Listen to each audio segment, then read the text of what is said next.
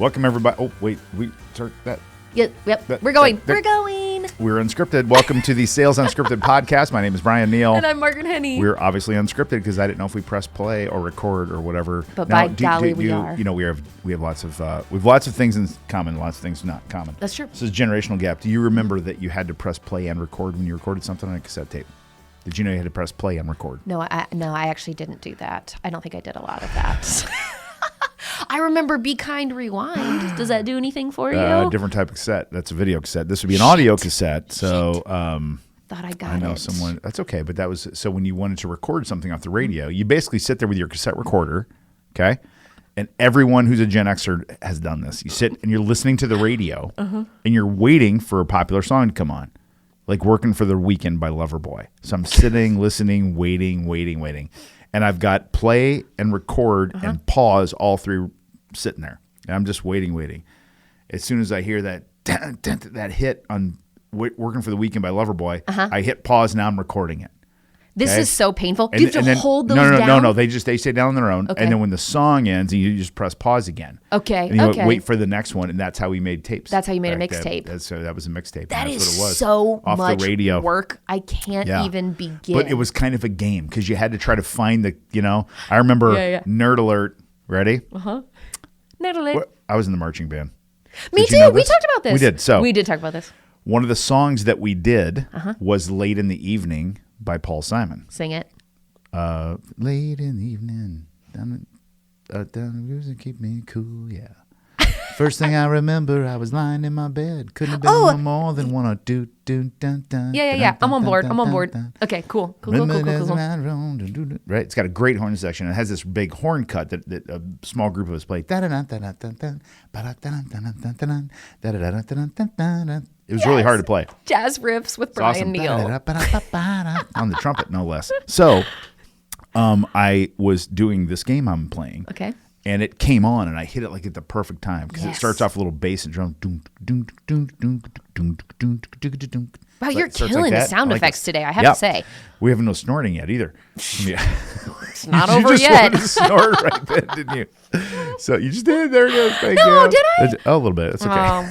One of my favorite. Go ahead. Keep going. So I got to play that brought it to my band director, Mr. Reese. Yeah. And said, hey, I caught this. So we could hear it because it's a hard horn solo group section. It's got sax and trumpets and trombones all together. Fun. And then it was really, really great. So that was me having value doing my game of recording things off the radio. That was the one I remember the most, was catching Late in the Evening like on the perfect hit so I could play it for my band director. It's the little things. Nerd alert. Big time nerd alert. But gosh, that's it. And you remember how you do like doody-da like when you're doing in band? What music? I played the French horn and the mellophone. Well, okay, so but I remember that you would do dee-dee-da-da-da-da. So when you're doing eighth notes and 16th notes. Yeah. But and then there would be like a raise. So when we were playing that, it was when you go da-da-da-da-da-da-da-da-da-da-da-da.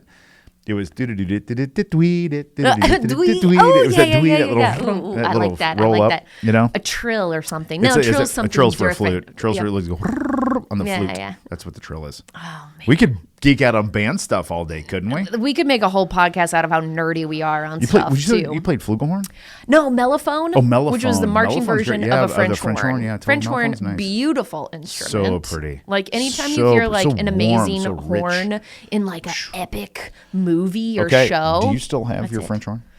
Yeah, it's at Fred and Kathy's house. My parents, up there somewhere. Because I own a bunch of musical instruments because I play music all the time. So I bought a banjo. I've not learned to play it yet. That's cool. But I need to go get a trumpet. Oh, because I haven't played a trumpet forever. Do you think you still could? You remember? Are you serious? Oh, I don't know. Hell yes. Okay. So you bring a French horn in. I'll bring we'll my have a trumpet jam in. session. Hell yes. Oh man, did you play in Spirit Band or whatever it's called? Pet Band. Pet Band. Did you play? I did a little bit. Pet Band was actually super fun. But you did that like, even that little like dun dun dun dun dun dun dun that one. Yeah, exactly. Go Big Red. That one. Yeah, exactly. Oh man, the Pet Band played the Big Red. Best songs. Yeah, Go Big Red. We were blue at Castle. Yeah. Anyway, what are we talking about today? We are talking about goal setting Yes, we for are. January, because our last time. episode that we just did was all about ending the year strong, how to do it, gave you some great tips. If you haven't listened to it, go back for sure, because it's great. But looking forward then to January and goal setting. And I brought this up because I was like, hey, we haven't talked in a while about the magic of writing down your goals and putting them in front of you. Love that. It sounds woo. I think I've brought this up before, but I'm telling you, it frickin' works.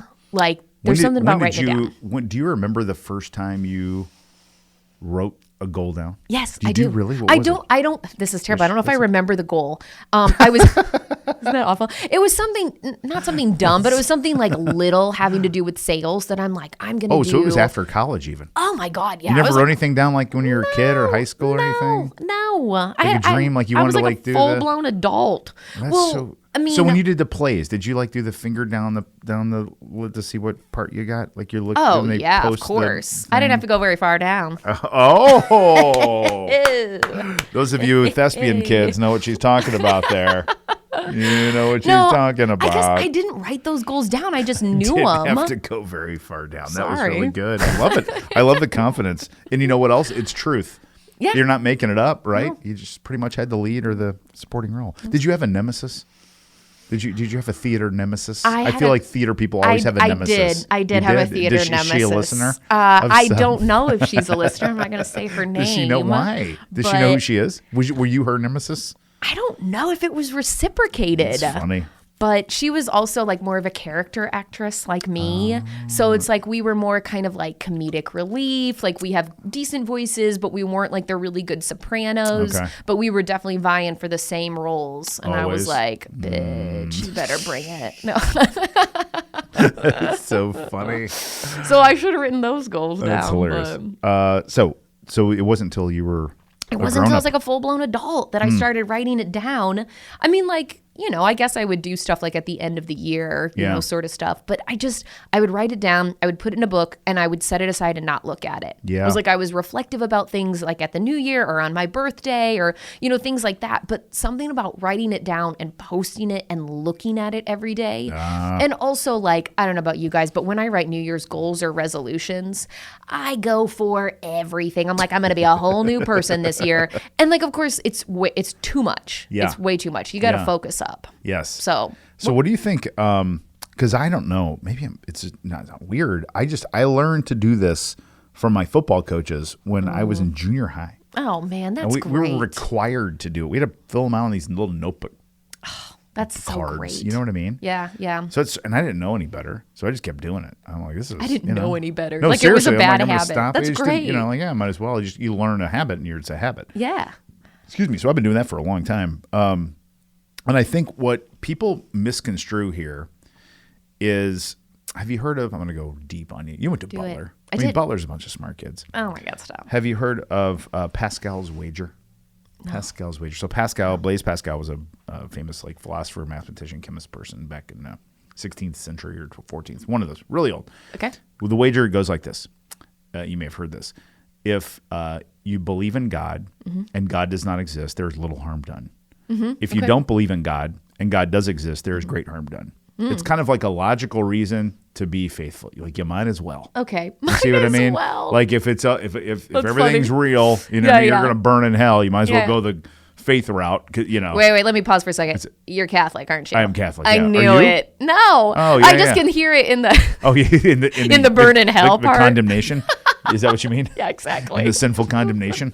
No. Yes. I'm That's funny. non-denominational. Yeah. So I'm nothing.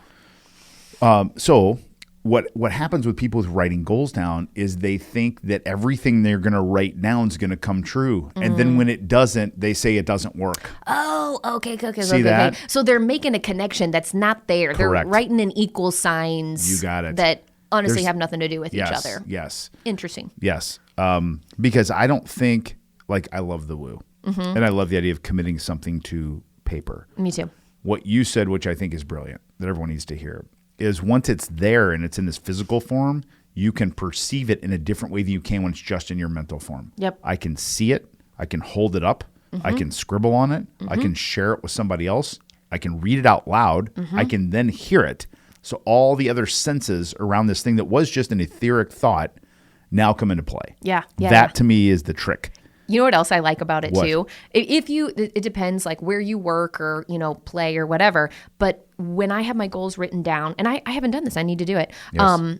And they're by my desk and in front of me, people look at them and they ask me about them. Oh, that's brilliant. Too, right? That's brilliant. So if I just write it down for myself and it's just in a notebook and I don't look at it again, well, like I'm not reminding myself, no one else, there's no accountability. It's sort of like one time I ran a mini marathon, the one and Yay. only time, but Good I did for it you. and it Way was to great. go. It was a big Bravo. goal. It's awesome. And I purposefully told everyone that I was going to do it so that I would be accountable to myself. Yes. And I was like, I'm going to be ashamed if I don't do this.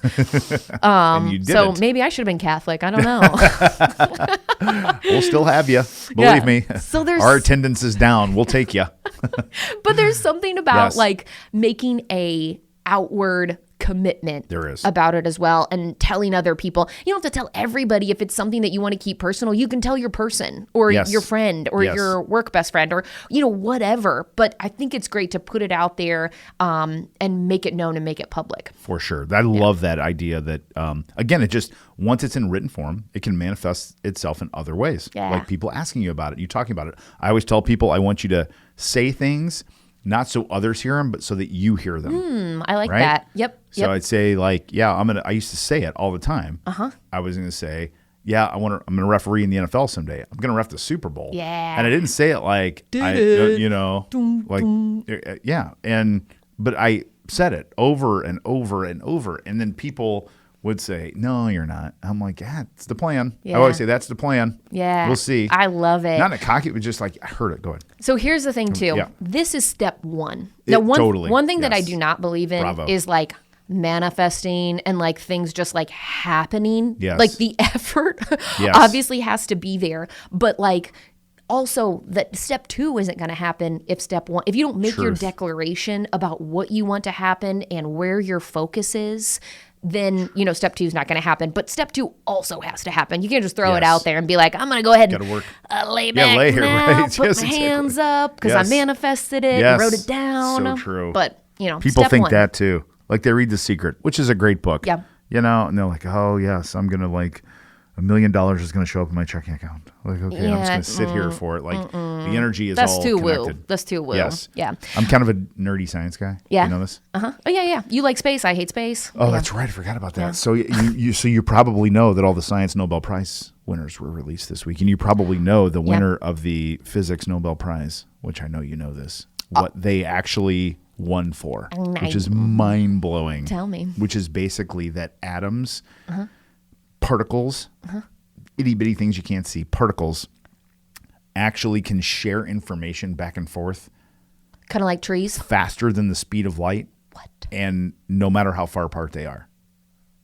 It's bizarre. It is bizarre. They basically proved Einstein wrong. I'm stepping back from the microphone because I got to think about this. I'm like, Sorry, I didn't mean to hurt your brain. no, like, But it's just an interesting thing. Why was I talking about that? I don't totally know. We were talking about Science. woo. Woo. We were talking That's about why. woo. That's why. That's some I'm sorry, woo. that is why. Yeah. Because there's definitely something about, there's some legitimacy, scientific legitimacy about energy moving in and around and being connected. Mm-hmm. They see that. So I can put energy out and it comes back. That's a thing. Mm-hmm. That's like a science thing. That's not like a woo thing. That's a physics thing. I think I've said this before too, but there are these like morning mantras that I sometimes listen Yes, to. yes. It's very woo. Who is it? I'll have to Danielle look- Laporte? No, it's this Not guy Danielle? who's Australian. Okay. And it has like this funny music behind it, but he says it and then you're supposed to repeat it back or Do you whatever. say it in an Australian accent? I don't know if that'd be funny. Come on. Why don't you? Hey, you're the actress. Let's go. I know. Here we No, go. you're trying to get me Aussie. to do an I am. Australian Can you accent. do I an can't accent? do it. Why? No. Why? I'm trying to think. What do they say? G'day. G'day. No. Here's the thing. I say have an g'day. Australian friend who was just visiting me, and she would be So you channel her. ashamed of me. I know it's one of those things. She would be like, Margaret, not even close. Yeah. But when I listen to it, one of the things that he says that I really love is where focus goes, energy flows. I like. And I was like, you know what? That is so true. The things that you are focusing on, that's where your energy is going to. So another reason to write things down and constantly be looking at them and focusing on them, because then your energy will go to it. Do you know anyone whose lives have been damaged by writing down goals or who's had a really, really something bad happen to them because they wrote their goals down? No is the answer. I'm thinking, I'm like legitimately thinking, because I was like, I don't know how. Because my point is, like, you're not going to do yourself any harm. This is full circle back to to Pascal's wager. You might as well. It's not going to hurt you. You're not going to write goals down like, I wrote my goals down. I got arrested and put in prison for 9 years. Like, no, you did something to do that. Whatever. So. Yeah. So write it down, guys, and start, or at least start thinking about it right now, so that coming around to January, we're ready to go. Because I know you're gonna be working hard closing out this year. Write them down now. Yeah, you write them down now. Yeah, I love it. So you don't wind up for 9 years in prison. Why did I say that? Have you ever been in jail? No, I've never been in jail. But don't say it like that. Like a lot of people. I'm sorry. A lot of people have been in jail. I'm sorry. Have you been in jail? No. No. I'll snort too. We have to end this podcast. You and I are going. We're stir crazy. Thanks, guys, for listening. We'll pick up on the jail thing later. We'll see you on the jail side later. See you. Bye. Bye.